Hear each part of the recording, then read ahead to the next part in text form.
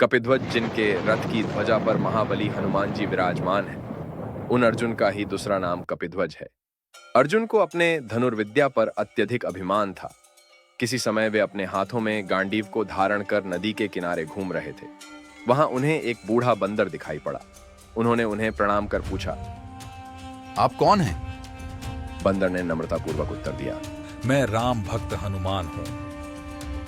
अर्जुन ने पुनः पूछा, आप उन्हीं श्री रामचंद्र के सेवक हैं जिन्होंने अपने बाणों से समुद्र पर पुल का निर्माण न कर सकने के कारण पत्थर का पुल बनवाया, तब कहीं उनकी सेना समुद्र पार कर सकी। यदि उस समय में वहीं रहता तो बाणों का ऐसा सुदृढ़ पुल निर्माण करता जिससे सेना सहज ही समुद्र को पार कर पाती। हनुमान जी ने नम्रता से ही उत्तर दिया, किंतु तुम्हारे द्वारा निर्मित पुल श्री राम की सेना के सबसे दुर्बल बंदर का भी भार कदापि सहन करने में समर्थ नहीं होता। अर्जुन ने कहा, मैं इस नदी के ऊपर बाणों का पुल निर्माण कर रहा हूँ, आप इसके ऊपर कितना भी भार लेकर उस पार चले जाएं। हनुमान जी ने विराट रूप धारण कर हिमालय की ओर छलांग लगाई एवं रोम रोम में बड़े बड़े पत्थरों को धारण कर ज्यों ही प्रथम चरण पुल के ऊपर रखा, पुल चरमरा उठा। किंतु आश्चर्य की बात कि पुल टूटा नहीं। अर्जुन डर से कांप उठे। उन्होंने अपने आराध्य देव श्री कृष्ण का स्मरण किया। प्रभु, पांडवों की लज्जा आपके हाथों में है। उधर हनुमान जी ने भी दोनों पैरों का भार उस पुल पर रखा, किंतु पुल के न टूटने पर उन्हें भी आश्चर्य का ठिकाना न रहा।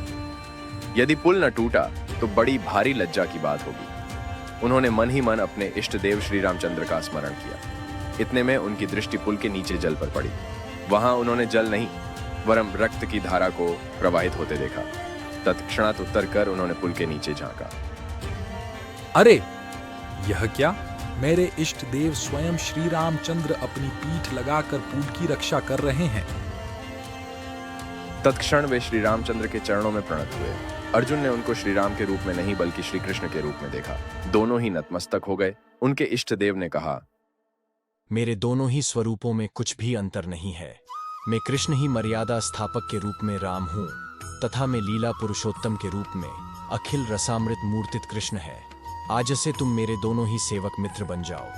अभी आगामी युद्ध में अर्जुन के रथ की ध्वजा में विराजमान रहकर ये महाबली हनुमान जी सभी प्रकार से अर्जुन की रक्षा करेंगे। इसीलिए महाभारत युद्ध में अर्जुन के रथ की ध्वजा पर हनुमान जी विराजमान रहते थे। इसीलिए अर्जुन का एक नाम कपिध्वज हुआ।